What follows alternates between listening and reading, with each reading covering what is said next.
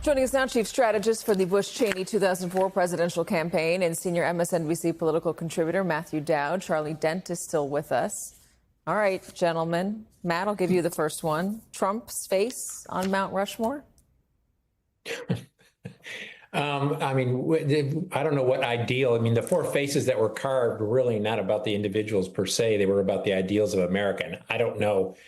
I mean, take out the practical consequences of not being able to do it, what ideal Donald Trump represents in this. And the other part of this is that we all understand is that this land, as the Supreme Court determined, is actually land that was illegally taken from the Lakota Indians. And by treaty, they got this land, and it was illegally taken in order to do this. And even though the Park Service owns this land, the Native American tribes are going to have a lot to say about this.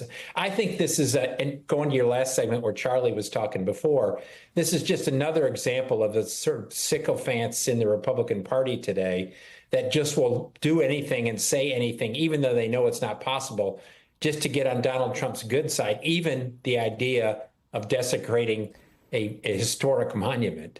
Charlie?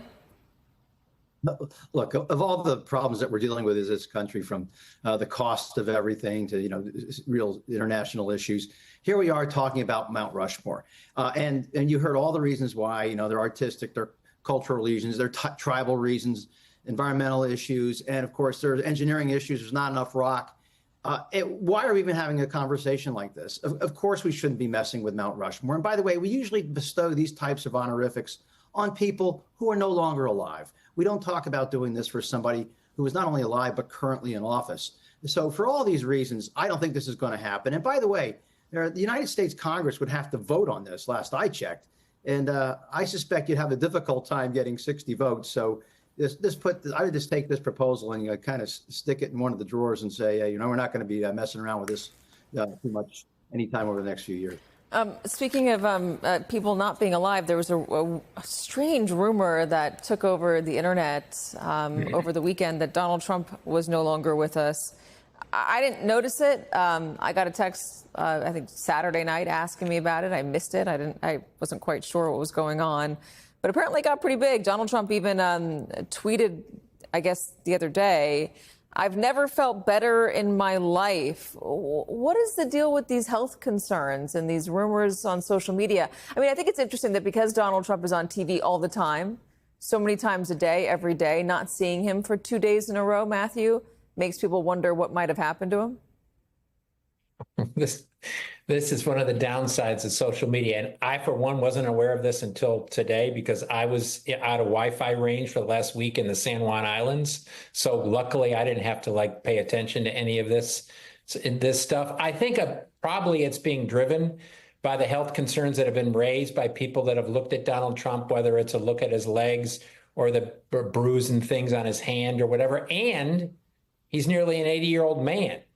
And who does not look in the best of health when you look at him and observe him, even though White House physicians, I guess, have said otherwise. But, I'm glad I missed this on social media. And for all the people that don't like Donald Trump, I'll have to tell them Donald Trump is still alive. There was a moment also where J.D. Vance said, nothing's going on, but if there were a tragedy, I would be ready to step up. That added fuel to the fire. Charlie.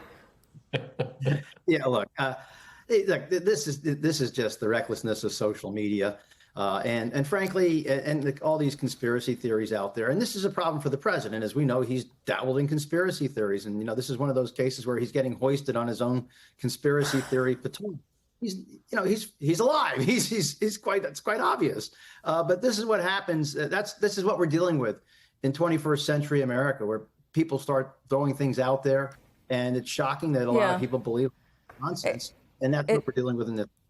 It's why you should have some trust in the mainstream media, because in order to report something like that, the president passing away, we would have it vetted and we would have it confirmed. We wouldn't just be going with some rumor that we heard from your Uncle John or your Aunt Sally.